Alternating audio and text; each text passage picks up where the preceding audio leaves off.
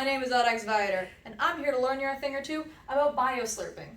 Bioslurping is a form of bioremediation, and bioremediation is where we use living organisms such as fungi or bacteria to break down our pollutants. Bioslurping works by way of a pump that is attached to a... You're all about to listen to my favorite technical term that I've learned of so far. That is the slurp tube.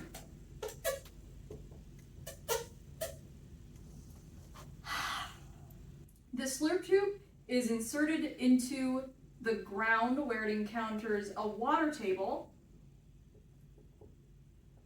and a soil layer. Bioslurping helps us deal with two kinds of pollutants: VOCs and linnapels. VOC stands for volatile organic compounds. Stuff like acetone would be an example of a VOC. This is something that gets in the soil and chokes out any aerobic life forms, because when you're inhaling a volatile organic compound, you're not inhaling oxygen. Linnapels are light non-aqueous phase liquids. These are things like some forms of crude oil or gasoline. These are things that are going to float above the water.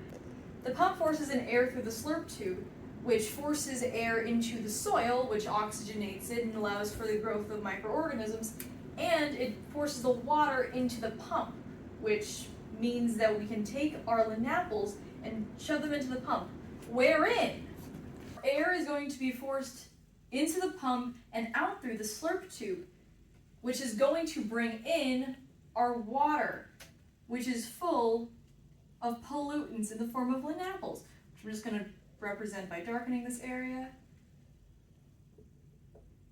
And since the linnapels float to the top, they're light, they're non-aqueous.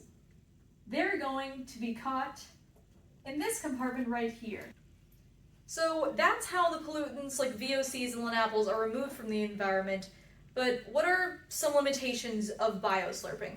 Well, for one thing, it doesn't work when you don't have the right soil. The soil needs to be moist enough that you won't dry out the soil by forcing a ton of air into it.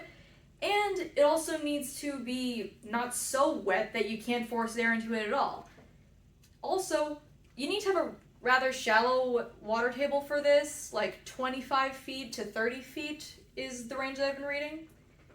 I just need everyone to know that this is a technical term.